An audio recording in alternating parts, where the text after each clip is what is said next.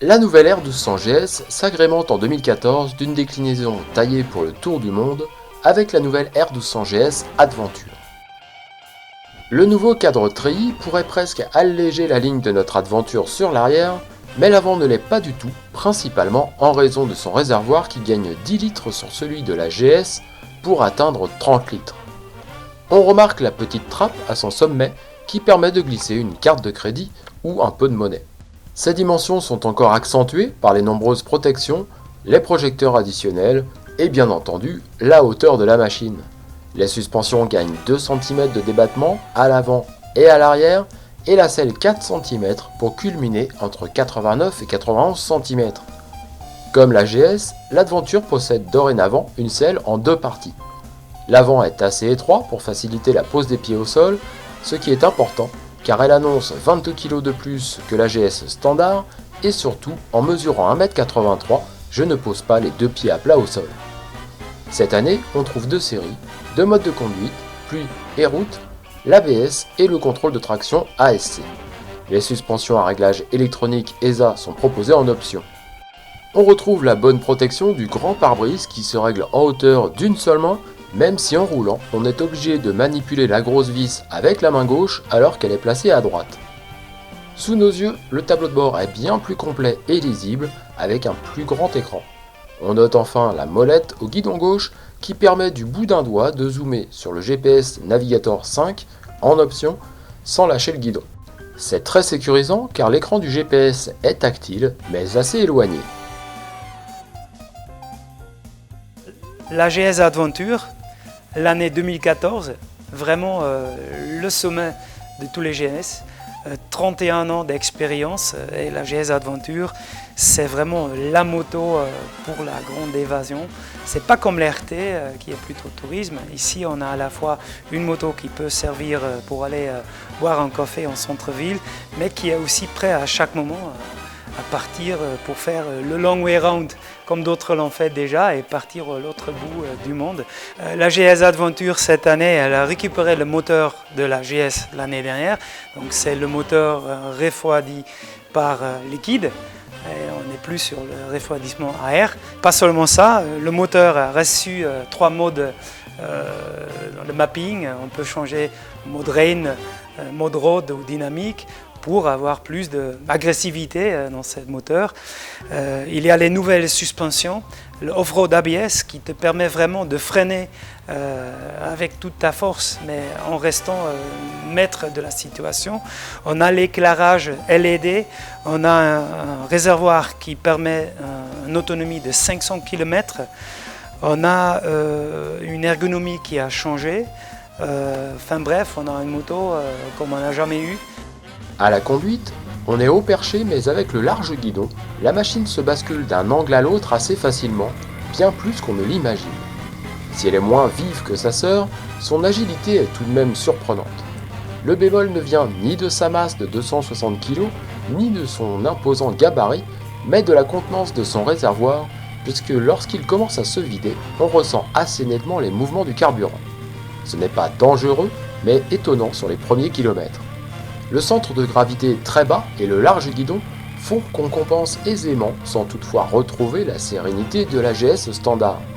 La nouvelle motorisation de l'Adventure est légèrement différente avec un vilebrequin doté d'un volant d'inertie plus lourd de 950 grammes. On gagne sans doute un peu en souplesse, mais elle reste très vive et la différence entre les deux GS est difficile à apprécier sans confrontation directe. Vers 1500 à 2000 tours par minute, le flat reprend facilement avec un petit supplément de peps vers 6000 tours par minute pour offrir une belle allonge. Plus linéaire que le précédent, débarrassé de son couple de renversement et associé à une nouvelle boîte de vitesse intégrée, ce boxeur liquide est très facile à exploiter. L'agrément offert progresse très nettement, comme on l'avait déjà constaté sur la GS. L'année dernière, la nouvelle R1200 GS changeait tout, sauf sa philosophie. Un vrai tour de force lorsqu'on voit tout le travail accompli. BMW renouvelle cette réussite avec la nouvelle Adventure, même sans doute un peu plus. En effet, malgré son encombrement, elle gagne beaucoup en dynamisme et en facilité de conduite. Elle dispose aussi de quelques équipements très pratiques au quotidien comme le réglage de la hauteur du pare-brise d'une seule main ou encore la molette multifonction au guidon. Mais même si vous avez la bonne longueur de jambe, il faudra tout de même un petit bagage technique avant de partir faire un tour du monde, même si la machine semble très facile. Pour cela, BMW ne manque pas de propositions. Et c'est vraiment, comme j'ai dit, un style de vie. On organise pour nos clients des GS Trophy, d'abord en France, avec une société dans le sud de la France. On l'a organisé en 2013, en 2012, en 2011. Et chaque 2 ans, il y aura une version internationale. Cette année, elle va avoir lieu au Canada au mois de septembre. Et c'est vraiment un événement où tu peux mettre au travail ton outil.